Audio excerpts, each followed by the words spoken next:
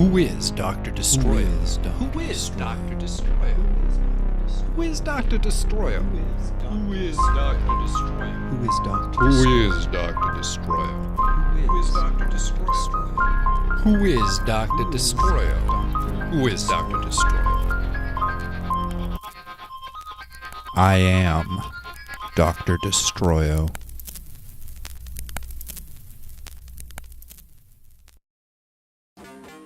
From the Death by Media Man podcast show, it's Dr. Destroyo. The story of the world's first true supervillain. We're telling Dr. Destroyo in sequence every 2 weeks. So if you haven't listened to the first episodes, go back and start there. Then, this will all make a lot more sense.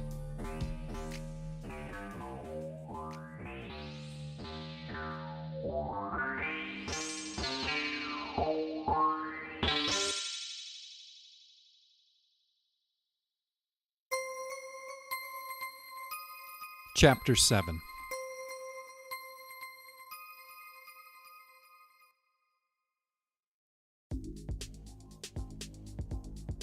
So, it was a little after 2 a.m., and we were basically alone in a quiet part of the city, walking along the empty blocks that filled the space between a couple of the shittiest bars in town.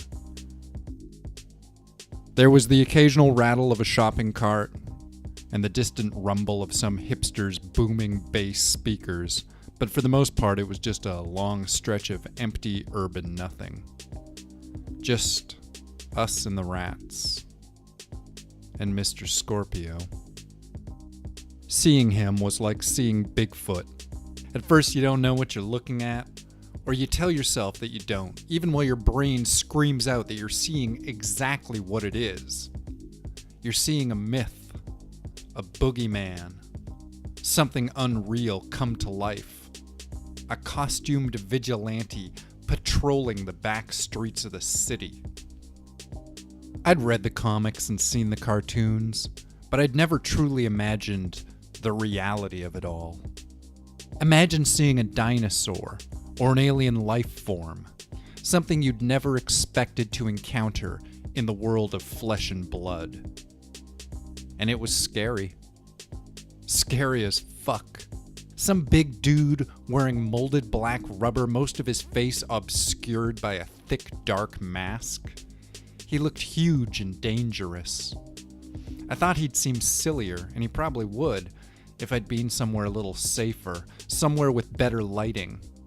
But where and when we were, there was something traumatic about the guy. He looked like something that had the power to change your life forever. There was the suit, and then around the waist of the suit there was his belt. His utility belt. The belt was a large black band, lined with pockets which were full of bandages and business cards. He also carried a few things which could be considered weapons, like a canister of pepper spray and some little firecrackers that would burst noisily on impact when thrown. I knew about these things because I'd been reading up on Mr. Scorpio online prior to our coming down to the east side. I'd read the friendly, media-savvy interviews he'd given the mainstream press, and I'd read the more mouthy things he'd said to a few lesser-known web pages. That was how I knew about the other thing Mr. Scorpio kept on his belt. The shock stick. It was a hard, black plastic cylinder, about 30 inches long with a circumference just wide enough to hold a handful of D-cell batteries stacked one atop the other. It was a personal security device, but not the kind that was sold in stores. It was basically a homemade cattle prod. An electro-taser Mr. Scorpio had assembled by hand. Even from a few blocks away, I could see the thing hanging off the side of his belt. It dangled like a poorly placed participle. "Are you ready for this?" I asked Tom. But Tom was already gone. In his place and suit stood Dr. Destroyo.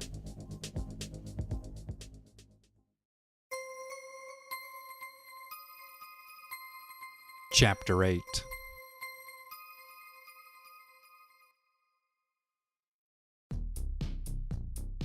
"Oh no," I shouted. "He's a madman! A madman!" Tom put back his head and let out a horrible cackle of laughter. The unwholesome sound echoed eerily through the ratty, urine-scented alley. We stood deep in the darkest part of a brick-walled back street where the street lamp's glow faded into pools of yellow-pink shadow. We were just a couple of flickery figures in the twilight, but Dr. Destroyo was a flickery figure in a cowled mask. When I looked out onto the street, I could see Mr. Scorpio standing across the block from our alley. Under the pale off-orange of the street lamps, his costume, I had to admit, looked pretty damn cool. "He's insane!" I shouted, my voice shrill and fearful. Tom and I had agreed beforehand that we should refrain from yelling any specific terms like help or fire or gun, to avoid having the cops called on us all the sooner. "He's insane and I don't know what he's gonna do." I tried to prepare some better lines in my head, but in the moment itself I'd gone all sweaty and nervous, and I was just bleeding out whatever came to mind the quickest. "He's a madman!"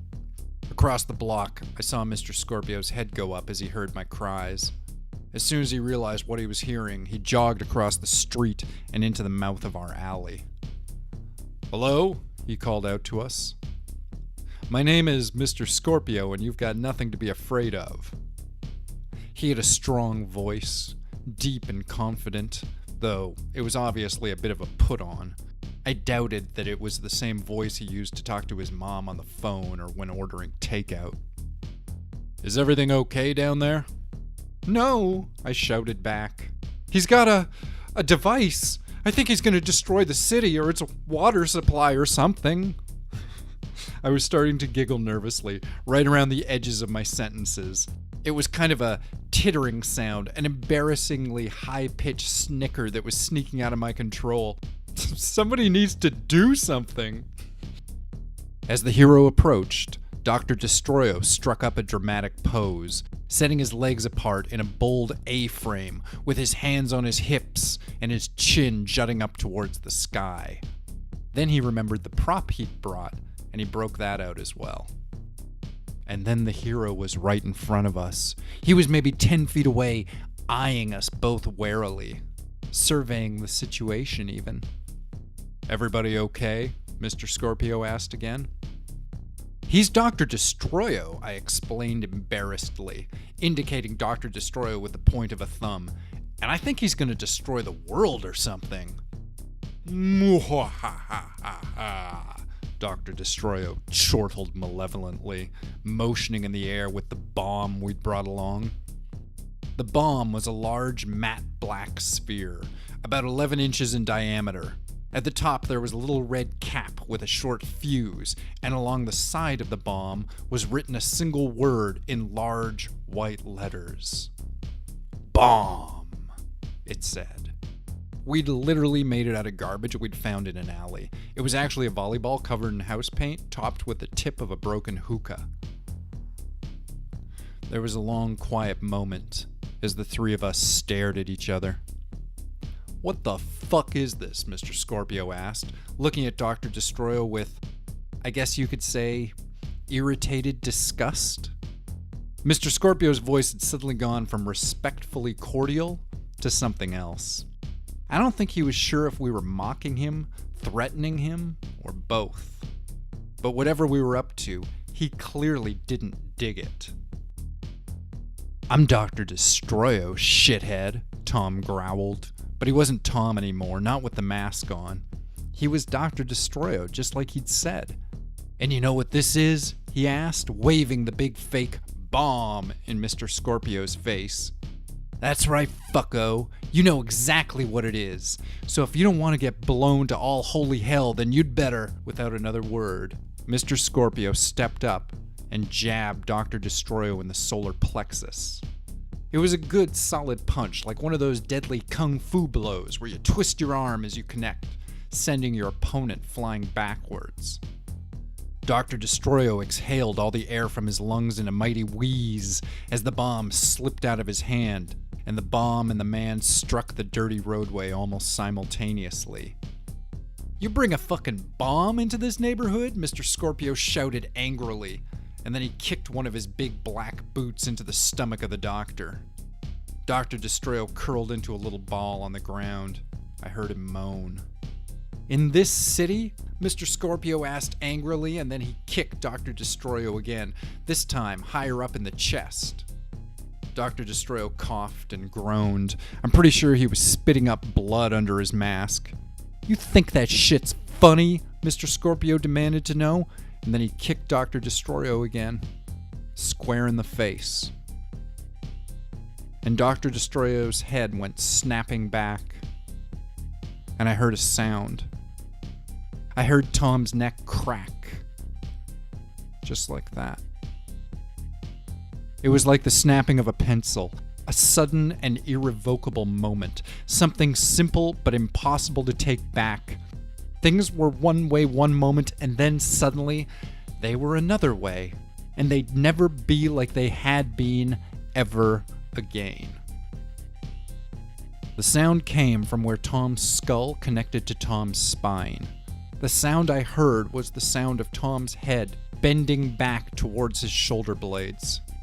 It was an ugly sound with a wet texture to it, meat and bone tearing against each other. Tom was just a skinny guy. He didn't eat right, and he never exercised or anything. Mr. Scorpio, conversely, was a big guy. He clearly worked out a lot. He ran around in a big heavy suit of rubber for a few hours every night, and he wore heavy steel-toed boots. And so, Mr. Scorpio snapped Tom's neck with a kick to the head. And that was that. That was how Tom died.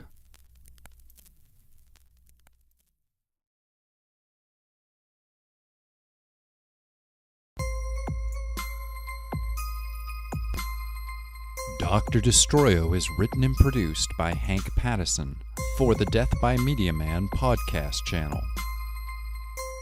You can subscribe to the Death by Media Man podcast on iTunes and SoundCloud.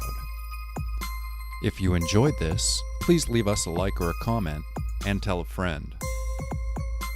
And if you'd like to support the Death by Media Man channel with your money, there's a link to our Patreon in the description of this program. Thanks so much for listening, and we'll see you in 2 weeks for the next installment of Dr. Destroyo.